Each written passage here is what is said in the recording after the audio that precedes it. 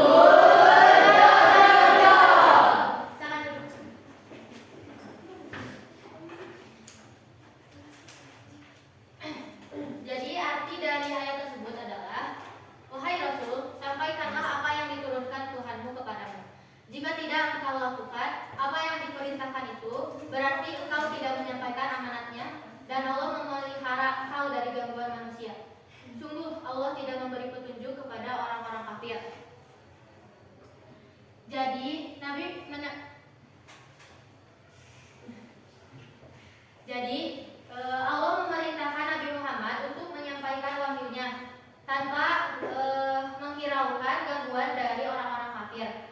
Kemudian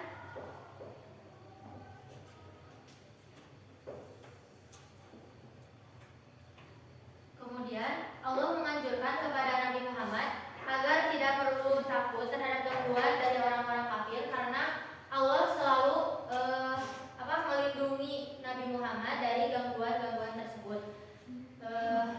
Kemudian pada akhir ayat disebutkan bahwa Allah tidak memberi petunjuk kepada orang-orang kafir.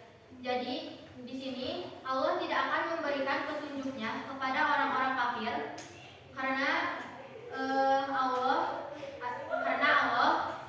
tetap melindungi Nabi Muhammad dan tidak akan menghiraukan orang-orang kafir tersebut.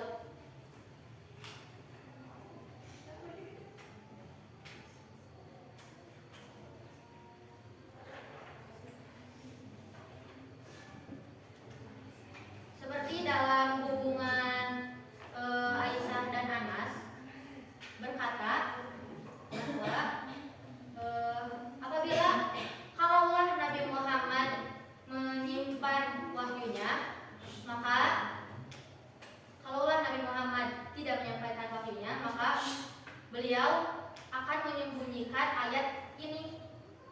Yang disembunyikan oleh Nabi Muhammad adalah ayat ini. Kalau Nabi Muhammad memang terbukti menyembunyikan wahyunya, tapi buktinya Nabi Muhammad menyampaikan ayat barusan, menyampaikan kepada umatnya. Jadi sudah terbukti bahwa Nabi Muhammad itu tidak menyembunyikan wahyu sedikit pun dari Allah Subhanahu wa taala.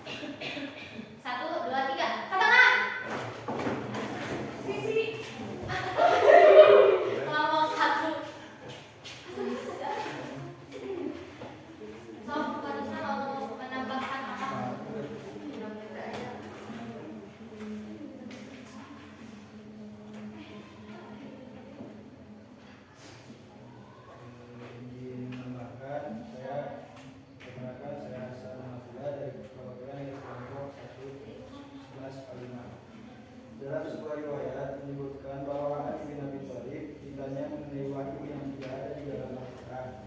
Ali menegaskan, demi zat yang membelah gigi dan melepas nafas, tiada yang disembunyikan kecuali pemahaman seorang terhadap Al-Quran. Hal tersebut juga dijelaskan dalam Al-Quran. Bisa diterima jawabannya. Kita kasih reward buat kelompok 1.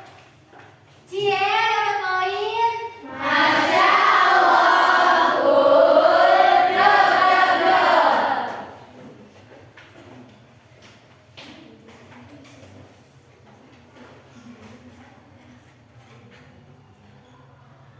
Jadi Rasul itu menyampaikan wahyu, tapi ada sebagian mungkin ya wahyu yang tidak disampaikan, tapi wahyu ini Rasul itu tahu gitu wahyu ini tuh harus yang harus disampaikan kepada umatnya atau tidak disampaikan. Jadi sesuai kesopanan saja, tapi pada akhirnya wahyu tersebut tetap disampaikan juga kepada umatnya, tapi mungkin tidak tepat waktu, menunggu waktu yang tepat ya. Jadi mungkin seperti itu. Yang poin keempat, al-fatonah, yaitu Rasul memiliki kecerdasan yang tinggi. Jadi dalam menyampaikan wahyu, Rasul itu diberikan kecerdasan yang tinggi gitu. Jadi seorang Rasul itu harus memiliki kecerdasan dalam menyampaikan wahyunya. Beliau bisa menyampaikan dengan bisa menjawab permasalahan-permasalahan dari umatnya dengan kecerdasannya, kemudian dapat memberikan solusi yang terbaik apabila ada umatnya yang menanyakan solusi untuk masalahnya. Jadi Rasul itu harus cerdas. Seperti dalam Quran surat Al-Baqarah ayat 269.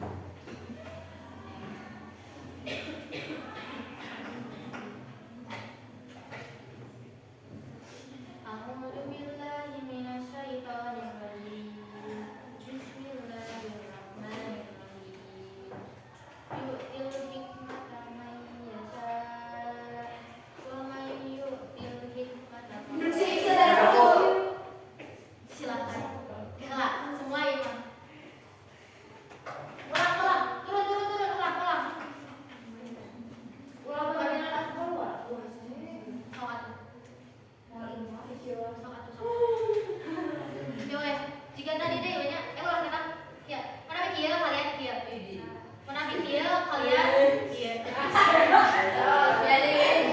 mana bikin kalian dia, mana bikin kalian dia, oke, dan sebaliknya, ya, 1, 2, 3.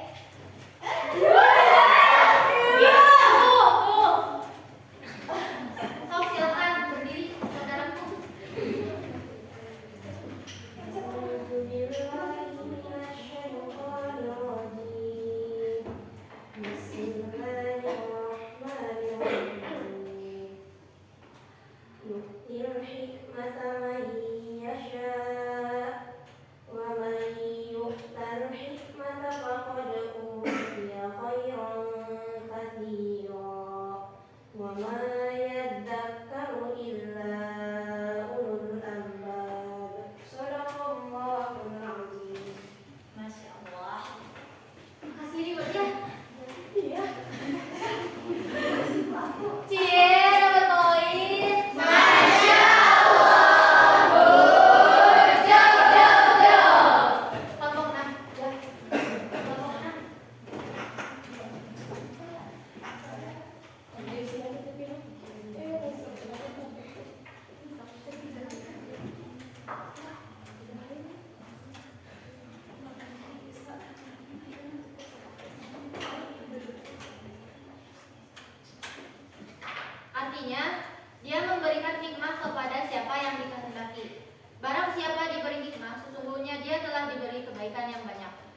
tidak ada yang dapat mengambil pelajaran kecuali orang-orang yang mempunyai akal sehat. Nah, di sini dikatakan dia memberikan hikmah kepada siapa yang dia kehendaki. Maksudnya adalah Allah akan memberikan hikmah kebijaksanaan dan ilmu pengetahuan kepada siapa saja yang dikehendakinya dari hambanya. Kemudian untuk mendapatkan hikmah di sini adalah harus mempunyai akal yang sehat dan cerdas. Siapa saja yang mendapatkan ilmu pengetahuan atau hikmah, maka dia sungguh telah diberikan kebaikan yang sangat banyak oleh Allah. Kemudian di sini dikatakan dan tidak ada yang dapat mengambil pelajaran kecuali orang-orang yang mempunyai akal sehat. Jadi di akhir ayat Allah memuji kepada orang-orang yang berakal sehat. Kemudian orang-orang yang berilmu ini akan mempunyai derajat yang lebih tinggi, kemudian akan membawa kebahagiaan di dalam hidupnya, baik di dunia maupun di akhirat. Seperti itu penjelasan dari saya. Apakah ada tambahan? Sok yang berdua berdiri. Sok di masalah kelompok 3. Perkenalkan, nama saya Dimas Frasa dari kelompok 3. Tambahannya yaitu dia memberikan hikmah, yaitu kemampuan untuk memahami rahasia-rahasia syariat, agama, dan sifat-sifat bijak berupa kebenaran dan setiap perkataan dan perbuatan kepada siapa yang dia hendaki. Segitu. Siapa yang diberi itu memahami rahasia teh? Jadi para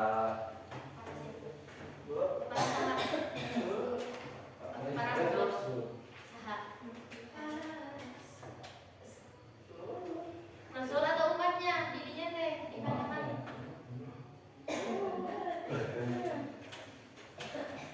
Cari Dimas.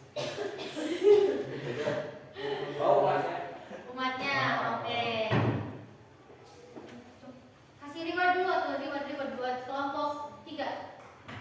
Cie dapat poin. Masya Allah. Silakan duduk. Ada tambahan? Silakan, saudara. Assalamualaikum warahmatullahi wabarakatuh. Waalaikumsalam warahmatullahi wabarakatuh. Perkenalkan, nama saya Meli. Saya dari kelompok 6 dari 11 IPA 1. Tambahannya, Allah memberikan hikmah kepada seseorang yang Allah memberikan hikmah kepada seseorang yang beriman serta mempunyai akal sehat.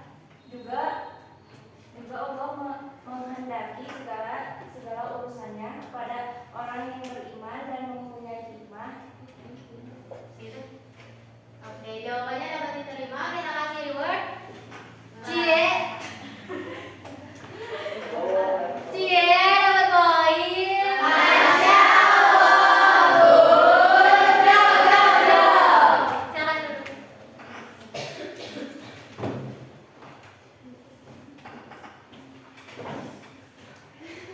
Jadi kesimpulannya dari jawaban tambahan dari kelompok 3 dan kelompok 6 bahwa umat yang berilmu itu dapat memahami rahasia ya, kata kelompok 3. Kemudian kata kelompok 6 orang yang mendapat hikmah itu adalah orang yang beriman dan berakal sehat dan cerdas gitu ya.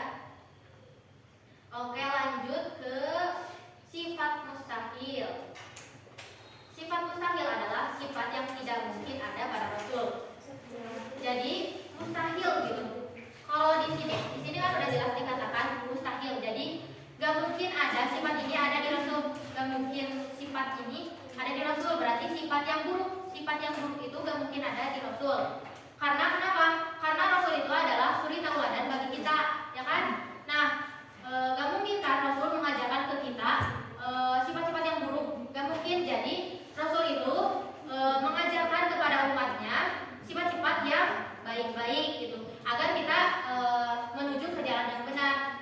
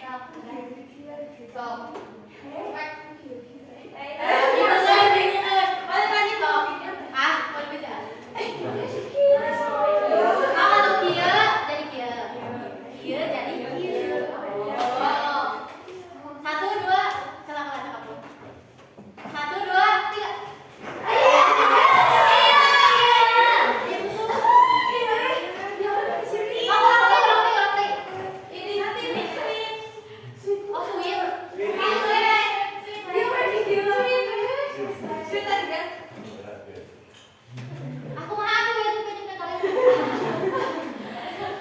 Satu tadi kak. Iya. Oh iya. Tolong berdiri.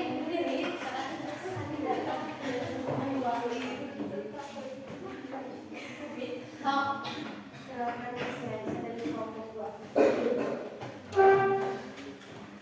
Silakan Aisyah.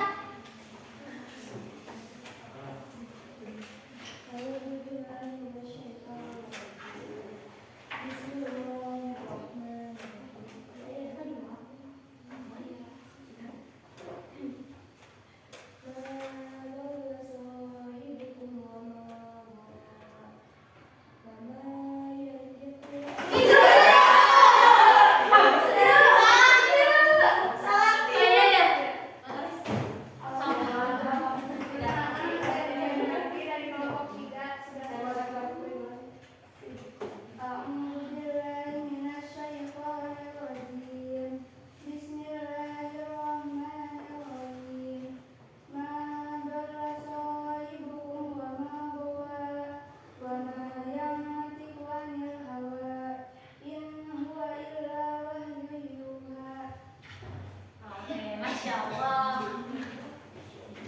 Kasih ini buat dia. Cie dapat poin. Masya Allah. Yang semangat apa ya? Kasih ini buat dia.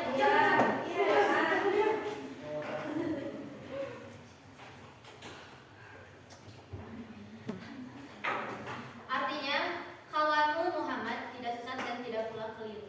Dan tidaklah yang diucapkannya itu Al-Quran menurut keinginannya. Tidak lain Al-Quran itu adalah wahyu yang diwahyukan kepadanya. Jadi dari ayat tersebut menjelaskan bahwa Nabi Muhammad selalu menyampaikan wahyunya tanpa kekeliruan. Apa yang disampaikan Nabi Muhammad itu sesuai dengan Al-Quran, tidak sesuai hawa nafsunya. Tidak semaunya dia menyampaikan wahyu, misalkan dengan bahasanya dengan kasar kan tidak mungkin. Nabi Muhammad menyampaikan wahyu dengan kasar. Kemudian tidak mungkin pula Nabi Muhammad menyampaikan wahyu itu dengan ditambah kebohongan gitu, atau ditambahkan, dikurang-kurangi, disembunyikan. Itu tidak mungkin. Jadi tidak mungkin pula Nabi Muhammad menyampaikan wahyunya sebagian, atau rasul-rasul tidak mungkin menyampaikan wahyunya sebagian, karena apabila menyampaikan wahyu hanya sebagian, maka dianggap tidak menyampaikan wahyu sama sekali. Itu adalah peringatan Allah kepada Nabi Muhammad.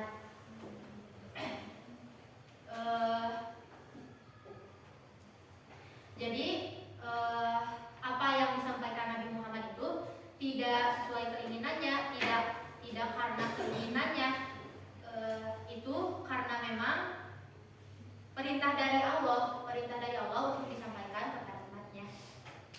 Itu lanjut aja. Ke sifat mustahil bagi Rasul, poin kedua yaitu al-khianah. Artinya khianat. Jadi al-khianat itu tidak mungkin atau mustahil Rasul berkhianat. Al-khianat ini lawan dari itu tuh Nabila.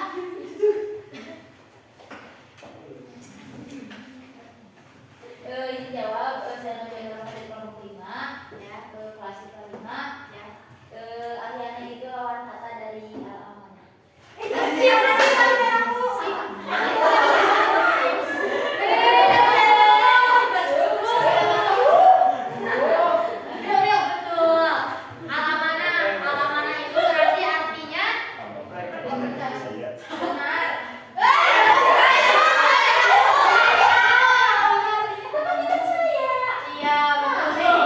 Kasih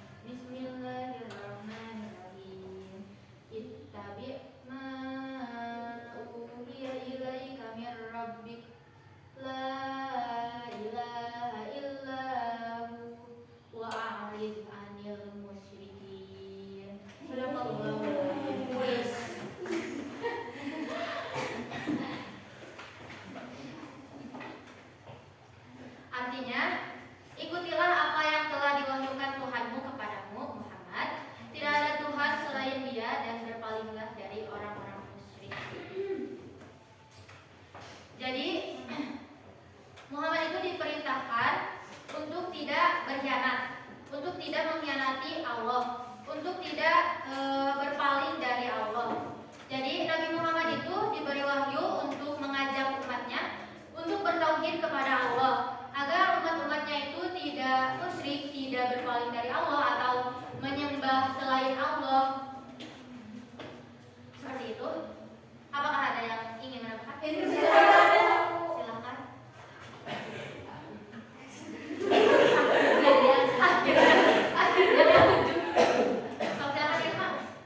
Saya Nur Fitri dari kelas 11 IPA 1 kelompok 4. Izin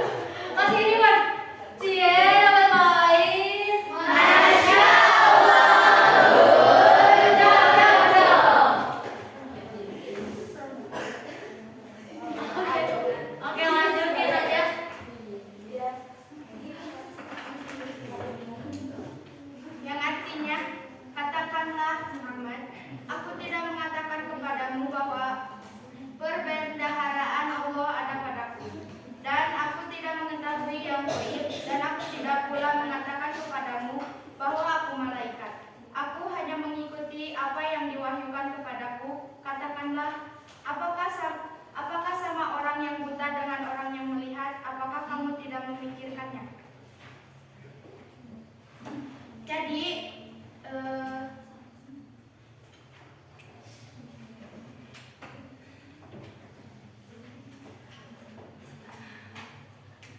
Jadi, dalam arti tersebut Allah memerintahkan agar Nabi Muhammad menerangkan kepada orang musyrik bahwa dia adalah Rasul yang diutus Allah.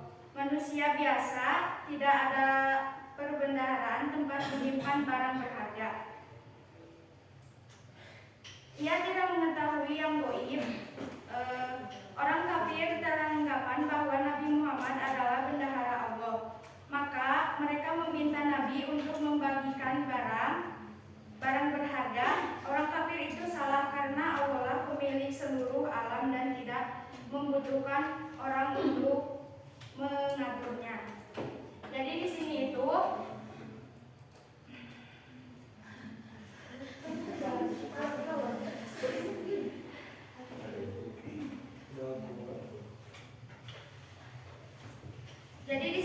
orang kafir itu salah karena orang kafir itu tidak bisa memberikan harta maupun kesehatan, karena yang tahu itu semuanya adalah Allah.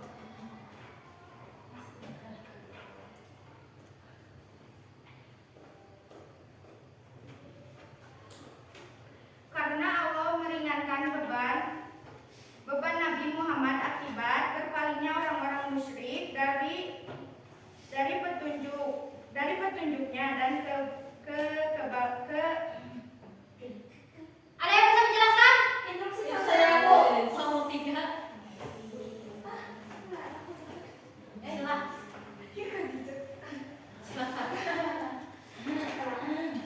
Jadi penjelasan dari artinya yaitu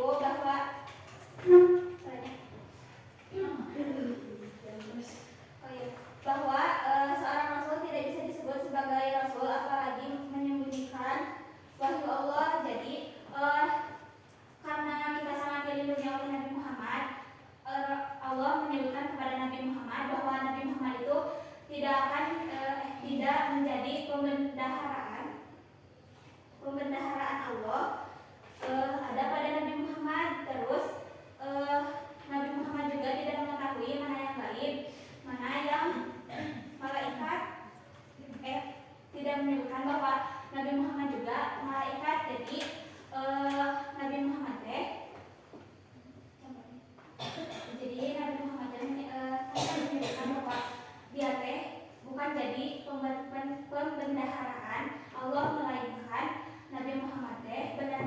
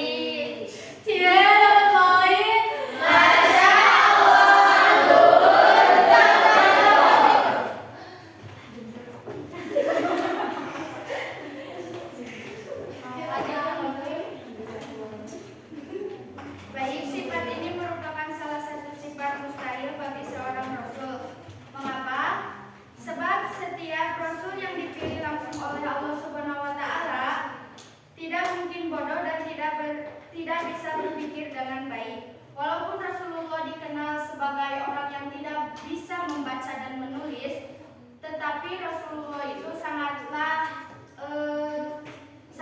pandai dalam hal lain seperti berdakwah dan menyampaikan wahyu. Yang terdapat dalam Quran surat Al-A'raf ayat 199.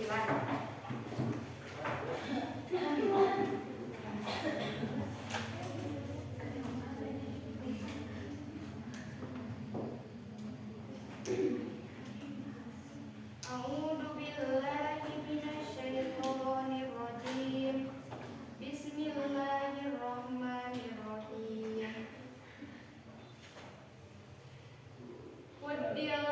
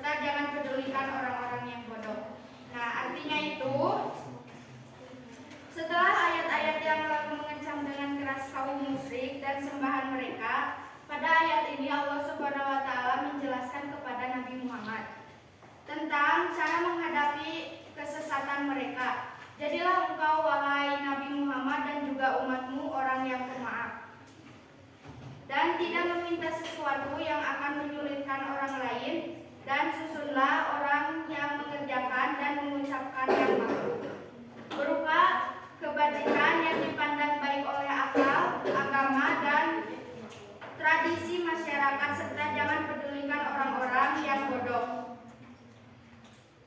Teruslah melangkah dalam berdakwah. Rasul sebagai manusia tentu saja dapat marah jika kemungkaran orang-orang musyrik telah mencapai puncaknya, dan setan akan memaafkan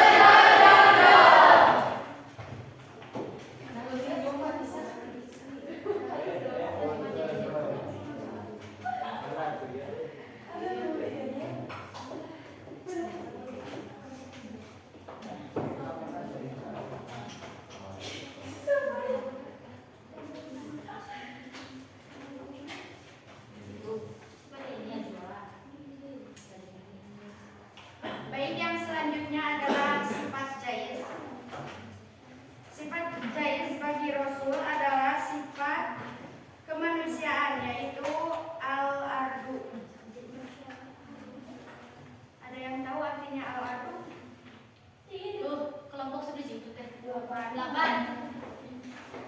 So, mau sama siapa? Terus manusia sama Iya. jadi sama seperti Nabi teh sami manusia gitu. Sama seperti manusia bisa makan, bisa minum, bisa makan. Nah, gitu. Betul. Sifatnya sama. Betul. Ayo betul. Betul. Semuanya pandangannya lihat ke Sami. Sama. Cie, poin. Nah,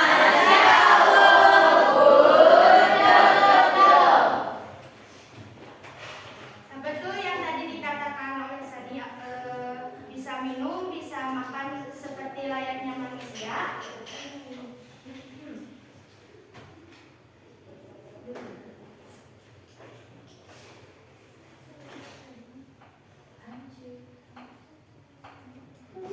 Ada yang mau menjelaskan sifat jais? Itu bisa tahu. Tuci. Siapa? Ibu yang berdiri 1, 2, 3. Tiga. Tentang sifatnya. Nah, lihat dunia terbalik.